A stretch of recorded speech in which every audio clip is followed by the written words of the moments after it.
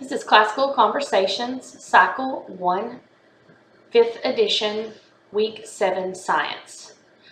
For this lesson, you will need per student a nature journal, a pencil, and a plastic collection bag. Per class, you will need a thermometer. For our community, I bought these small journals for the students to write in. So each student will get one. They're blank. They will put their name on them, and they will have a place in them to draw and make observations, notes, anything they want to do over the next 2 weeks. Tutors, I would like you to keep these in your classroom. I do not want you to give these to the students at the end of week 7. I want you to put them all into a bag and place them in your box and put them in the cabinet so that we don't have to worry about them losing them. If you want to send them home after week 8, that is fine with me, or if you would like to keep them until the end of the year, you may do that as well. On your walk, I would like you to focus on the 5 core habits of grammar that we are focusing on this year. With naming, I would like for you to discuss with the students what they are seeing, what animals they might expect to see, what they think they'll look like, what they think they'll be doing.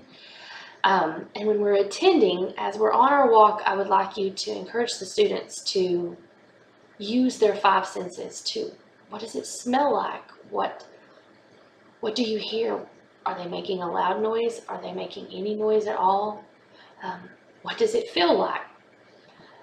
Then for memorizing, this is a great time as you're walking along looking for an animal, or while they're digging under a rock and looking at all the bugs. It's a great time to review some of the facts that we've learned in our science memorization. So you could incorporate that. Week 1 we did the kingdoms of living things. Week 3 was animal cells.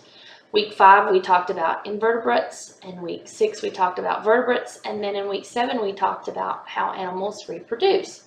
So you could use this time to review those things, have them say those back to you, and then expressing. It's a good time to allow them to sing a little song, or do a little dance, or have a chant, or they can draw something at this time in their journal. Anything they want to put in there, that's a great time for them to do that. And then last is storytelling. So if you would like to choose a book that you feel like is a great book about animals, I would encourage you to use a few minutes to read that. You might do that outside or before you go out. And another time, this would be a good time for them to take a few minutes and to summarize what they saw and did. That's a really great time for them to do that. Let me try to think of anything else I want to say. If it is raining, please dress accordingly. I will send an email to the parents in our community. Unless it's just terribly, terribly bad with thunder and lightning, we're going to try to go out even if it's raining. So dress accordingly. Rain boots, rain jacket if you need that. That's really all there is for this. Just 30 minutes outside, walking around, doing your very best to engage the students in making good observations and having good discussions. Again, this is Cycle 1, Week 7, 5th edition Science.